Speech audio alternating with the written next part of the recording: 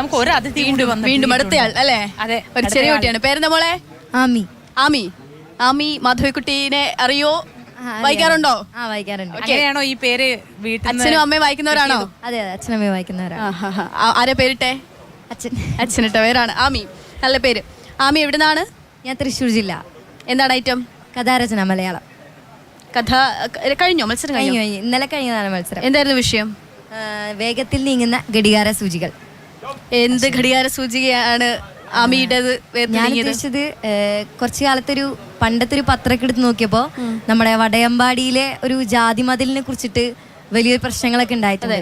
അപ്പൊ അതിനെ തുടർന്നുള്ള സമരങ്ങളെ പ്രതിനിധീകരിച്ചിട്ടുള്ള ഒരു ചെറിയൊരു കഥയാണ് എഴുതിയത്. ജീവിതം എന്ന് പറയുന്നത് വളരെ വേഗത്തിൽ നീങ്ങിക്കൊണ്ടിരിക്കുന്നതാണ്. അപ്പോൾ അവിടെ ഒരു കുട്ടി അത്തരത്തിൽ ജീവിക്കുന്ന ഒരു സാഹചര്യത്തിൽ നിന്നിട്ട് സ്കൂളിലോട്ട് പോകുമ്പോൾ തന്നെക്കാൾ വേഗത്തിലോടുന്ന ജീവിതത്തിൽ എത്ര മതിലുകൾ ചാടിക്കടന്നു പോകണം എന്നുള്ളൊരു ഐഡിയ വെച്ചിട്ടാണ് എഴുതിയത്. ആമയ്ക്ക് സ്വന്തമായിട്ട് എപ്പോഴെങ്കിലും തോന്നിയിട്ടുണ്ടോ ഇങ്ങനെ വളരെ വേഗത്തിൽ ഘടികാര സൂചി പാഞ്ഞു പോകുന്നതിനിടയ്ക്ക് നമ്മൾ പിന്നോട്ടായി പോകുന്നുണ്ടോ എന്നൊരു തോന്നൽ എപ്പോഴെങ്കിലും തോന്നിയിട്ടുണ്ട്? അത് ഏത് ഘട്ടത്തിലാ?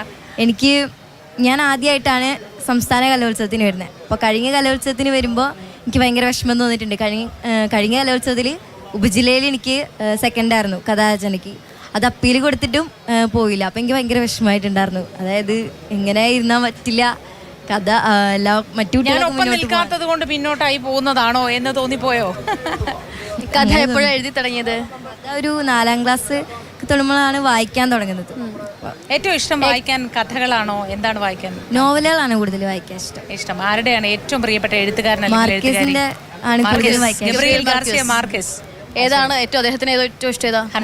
ഏകാന്തതയുടെ 100 വർഷങ്ങൾ എനിക്ക് ഭയങ്കര ഇഷ്ടമാണ്. അതുപോലെ സീരിയസ് ആയിട്ട് ഇറങ്ങുകയും ചെയ്യും. ഏകാന്തതയുടെ 100 വർഷങ്ങളിലെ ഏറ്റവും ഇഷ്ടം ഉർസുലയാണോ?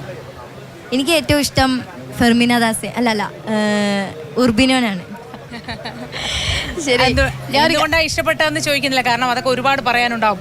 ഏകാന്തതയുടെ 100 വർഷങ്ങൾ അങ്ങനെ ഒരു നൂറ്റാണ്ട് കൊണ്ടും പറഞ്ഞാൽ തീരാത്തൊരു കാവ്യമാണ് അതെന്ന് വേണമെങ്കിൽ പറയാം. ഒരു കാര്യം ചോദിച്ചോട്ടെ, ഈ ഹെയർ സ്റ്റൈൽ പ്രേമലുമാണോ അതോ അതെങ്ങനെ തന്നെയാണോ? മുടി അപ്പൊ ആമിയെ പരിചയപ്പെട്ടാണല്ലോ ഈ കസേരയിൽ ആമിയെ കൊണ്ടെത്തിച്ചത്.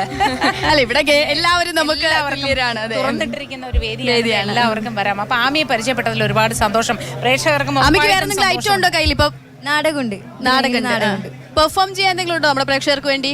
പാട്ടോ എന്തെങ്കിലും ഉണ്ടോ? ഇല്ലില്ല, പാടണമെങ്കിൽ പാടിക്കോ. അങ്ങനെയുള്ളവരാണ് നമുക്ക് വേണ്ടേ. പാടിക്കോ, ചെറിയൊരു പാട്ട് പാടാം. പിടയുന്നൊരെന്റെ ജീവന് കിനാവു തന്ന കൺമണി നീയില്ല എങ്കിലെന്നിലെ പ്രകാശമെല്ലിനി മിഴിനീരു പെയ്തമാരെ കെടാതെ കാത്ത പുഞ്ചിരി നീ എന്നൊരാ പ്രതീക്ഷയിൽ എരിഞ്ഞ പൊൻതിരി. ഇതാണോ വേണമെങ്കിൽ പാടാമെന്ന് പറഞ്ഞത്? അമ്മി, ഞാനൊരു സജഷൻ പറയട്ടെ. നീ കഥ എഴുതാൻ മാത്രമല്ല പാട്ട് പാടാനും അമ്മയ്ക്ക് ശ്രമിക്കാറുണ്ടോ? ശ്രമിച്ചിരുന്നു, പക്ഷെ ഇത്തവണ കേറാൻ പറ്റില്ല. തളരരുത് രാമൻകുട്ടി, കഴിവൊക്കെ ഉണ്ട് കേട്ടോ. അടിപൊളിയായി നോക്ക്. പിന്നെ കലോത്സവ വേദികളല്ലല്ലോ നമ്മുടെ അവസാന വാക്കെന്ന് പറയുന്ന. വേദികളിൽ എമ്പാടും ഇഷ്ടം പോലെ കിടപ്പുണ്ട്. അതുകൊണ്ട് പണ്ടത്തെ കാലമല്ല, ഒരുപാട് വേദികളുണ്ട്.